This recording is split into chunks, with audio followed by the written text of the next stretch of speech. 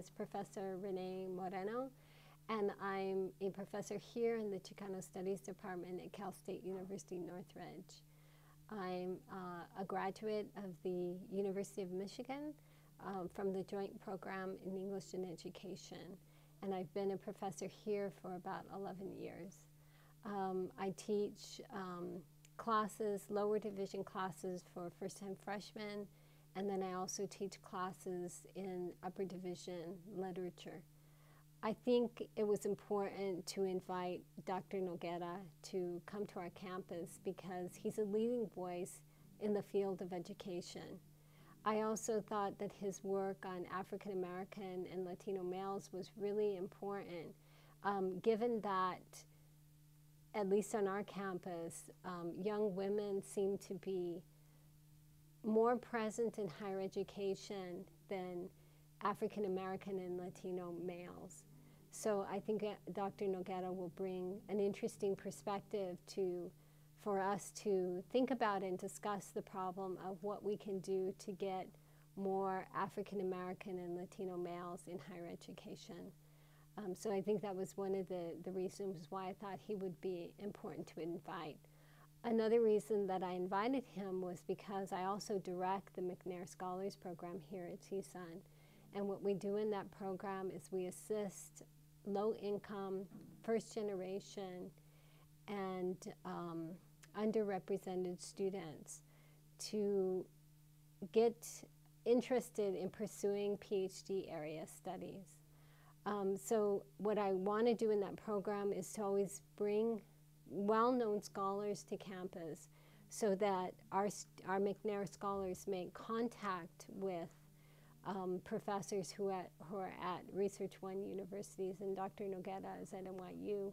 So it seemed to me like it was a good thing to bring him so that the McNair scholars would benefit from hearing about his work, meeting him, and possibly getting interested in applying to NYU and working with him. One of the stories that I always tell about teaching in Chicano Studies is I'm an English person. So my background really was in very traditional sort of like English programs. When I was an undergraduate, I focused mostly on literature, and my master's degree, I started to get more interested in writing, and then by the time I was ready to get my PhD, I was really interested in understanding something about why young people of color were not going on to pursue degrees. Like either they weren't graduating from high school or dropping out really early, and they were really, really underrepresented in higher education. So that was what my work was focused on. When I finally graduated, I first got a postdoc at UCLA, and then I don't really remember how I made contact with people here at Northridge, but they were interested in me and basically recruited me to become a professor here. So one of the things that I always say is, like, I didn't choose Chicano Studies chose me, because that's kind of how I saw my trajectory. After my first year of teaching, I actually went away to the University of Notre Dame for another postdoc, and I didn't really have any plans to return to California. I liked Notre Dame, and I thought if they offered me a job, I would stay there, but things didn't really work out. And so I came back to California, came back to my job here, and I feel like this is home for me in a lot of ways. So for me, a defining moment was when I returned from my postdoc at Notre Dame, and I realized that I wanted to teach the kind of student that was actually here in our department. Again, first generation, low income, and underrepresented people. So that's why I decided I think that's why I stayed here in Chicano Studies, and I enjoy teaching the students that I teach. I think they're very bright students, and I think once they get there, once their minds open up, they really do understand why they have to stay in school and why they have to persist. I think for the students, it's also home. I mean, I would say that A lot of the students actually come to Chicano Studies, you know, just maybe taking a GE class. Like we offer a lot of GE classes in our department. So they may sort of like take, you know, first year composition, for example. Or they may take the 100 class, which counts for many different kinds of GE requirements.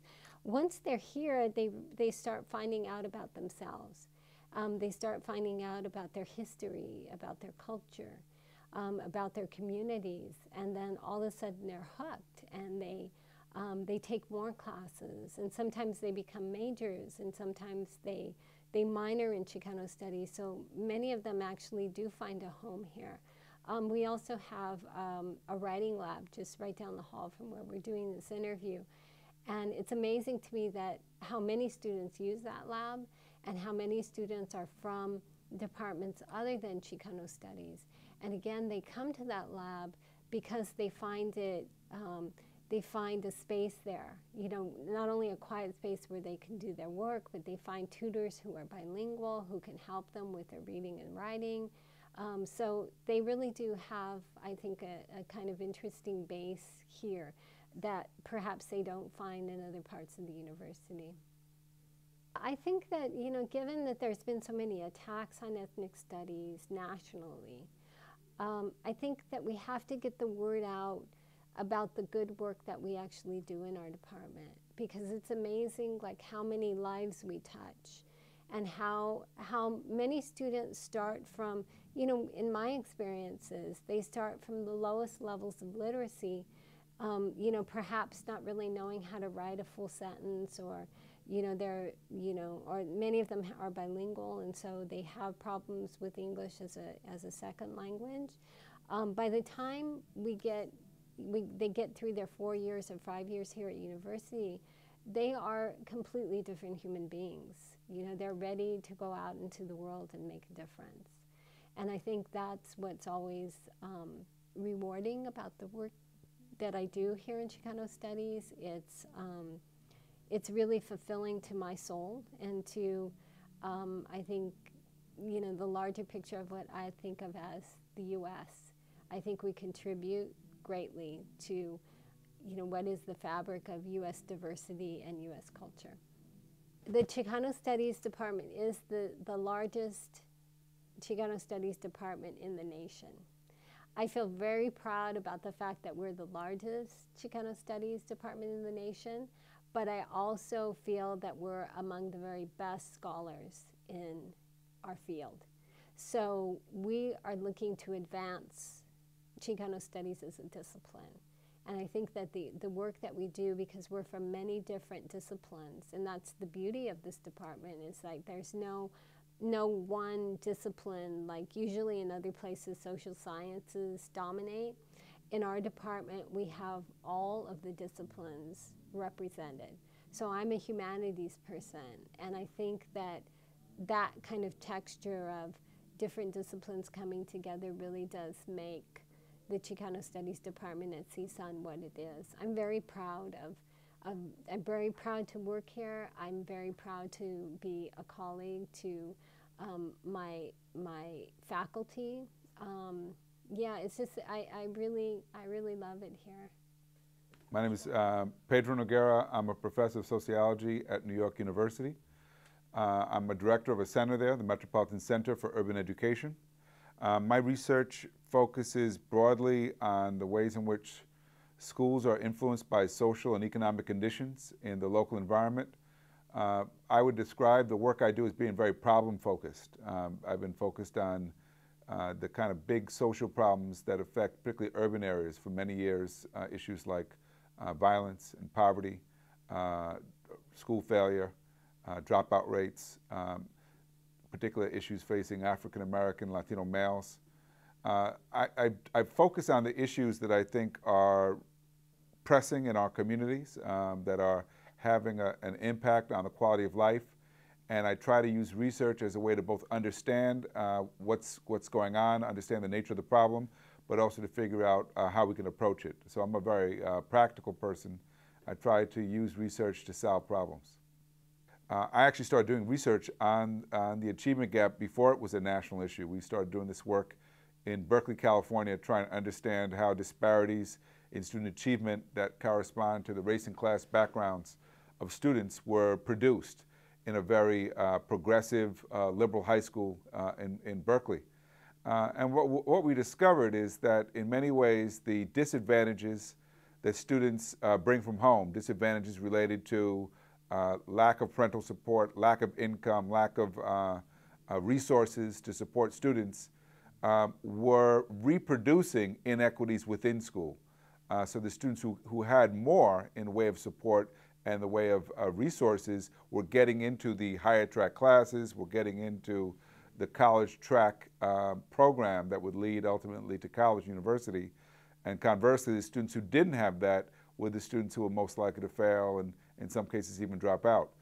And what we try to do is to understand how the way the school was organized, how the culture of that school contributed to those patterns. And then we try to use the research to change policy. And we did that by presenting work to the board, and then when that didn't work, by taking it to the parents, because we also knew that this research had to be the basis for organizing, because sometimes if the parents of the children are not well served, are not speaking out on behalf of their children don't get what they deserve. And so that's just one example. I've continued to write about and do research on the achievement gap for a number of years now. We just did a book last year called Creating the Opportunity to Learn, which provides ideas to schools and districts, drawing from research on what to do to improve student engagement and improve the overall performance of schools. My driving motivation for much of my career and for much of my education has been the idea to use my knowledge to try to make a difference in the world around me, to try to further the cause of justice in the world, to try to empower people who are disempowered and marginalized, to use research and to use education as a means to explain and understand why we have so much inequality in the world, and to try to do something about it. So those are the big issues that continue to motivate me and inspire me to do the work I do. Ethnic studies is really American studies. That is, that you cannot understand America as a nation unless you understand all the people of America, including those who were historically enslaved or conquered, or the people who've been victims of American colonialism and imperialism. That is, that's all part of the American story and American history, and we've marginalized it, it's true, by calling that ethnic studies. We should call that really American studies, really is what it should be called, because it's the story of America.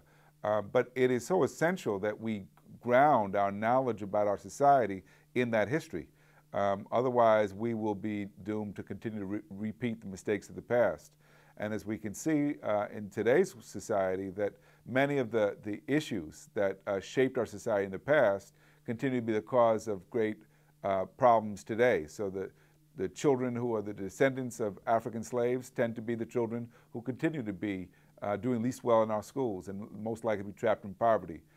The children who were the descendants of those who had their lands taken from their forebears, the Native Americans, continue to be the children who are languishing in schools and not performing at the highest level. So the history is there's a continuity in our history, and what we've got to do is use ethnic studies, as we call it, but the experience of the ethnic minorities in this country to re-examine American history and to retell the American story, so that all people, regardless of their backgrounds, understand they have a role to play in creating a more just and humane society.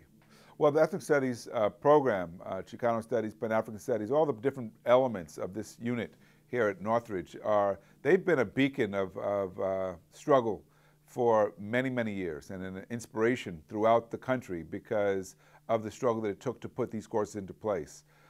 It is this history that made it possible for people of color at Northridge to learn about their history and culture, and to recruit this diverse faculty to the campus. And its impact has been felt not just here at the university, but really throughout the country because of the quality of scholars that have come here.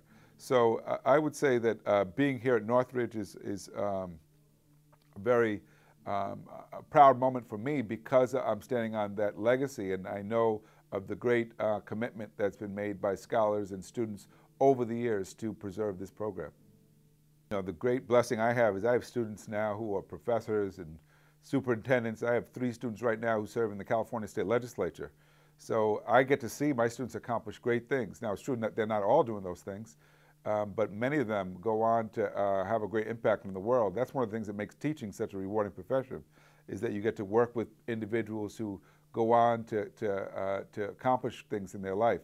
And so that's the reason why I really value teaching and being a part of the university, because it is truly transformative work. When you educate a person, you make it possible for that person to contribute not only to themselves and their family, but to make them have an impact on the world. And I've seen that happen through my students. I came here in the spring of 1969 to set up a Chicano Studies department. That time we only had about 50 students on the campus. And what we wanted to do is start a program that would bring in Mexican-American students and give them the background to succeed in the university. Most of them came from what we call barrio or ghetto schools. And we had to insulate them, give them the skills, and give them the motivation to come to college. The black students had maybe 200 students on campus. In 1968, the fall, there were probably something like 60 Mexican-American students on campus. And when the black students, which were the first students in California to walk out and to picket for ethnic studies or Pan-African studies, the blacks here went out and they opened up the doors for all of us. We were fortunate that when I came in, I had a background in area studies, and I knew curriculum. Most programs were subverted by the administration by appointing graduate students or appointing people who didn't know what they were doing. I did know what I was doing, and the students supported me, and we started to build a department. And the building the department on an area studies model, which was a multidisciplinary department. And we grew also because of the demographics. In the Valley, in 1969, probably you had 1/4 of the Valley that was Mexican-American. Today, the Valley has grown to over 1.5 million, and probably 45% of them are Latinos. The schools grew from, in 1970, they grew from 20% of the Los Angeles schools to today they're over 75%. So the demographics also pushed it. But given that same formula, you would have thought that Cal State LA would be a lot larger than it is, and it's not. We're about 10 times as large as Cal State LA. I think it's an organization. I think it is the community here, the students that we've gotten over the years, who are almost a perfect mix. They come from the San Fernando Valley, South Central Los Angeles, East LA, and Ventura County. And they're a damn good mix. And I think that you see those students, and they've always kept their eye on the ball. They haven't gone after utopian schemes. They knew what they wanted. They wanted a program that was going to graduate them. All my research, I started as an author of children's books. And then I've been an educator now for 55 years. I've taught every grade level that there is. I also, my research, I've written now 22 books and something like 260 articles, and also about 180 book reviews. And it's mostly on the Mexican people in the United States. Before there were Chicano studies or ethnic studies here on campus, we had 50 students. we had 200 blacks. Today, 8%, about 8% of the school is African American, and about 11,000 are Latinos. And this is there's a direct links between what you call ethnic studies, or what I call Chicano studies, and this growth. I congratulate not so much the Chicano Studies Department, but the students who made it possible, who took over buildings, who got arrested, who got in trouble to realize a dream.